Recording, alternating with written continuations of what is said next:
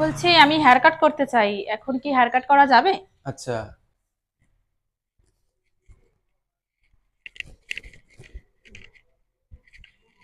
आप इतना long hair, बड़ा बाल बॉब कट करना चाहते हैं कि क्या दिक्कत हो, क्या हो रहा है आपको? না, বয়েস কাট কাটবো, এই গরমে আমি আর সহ্য করতে পারছি না। अच्छा।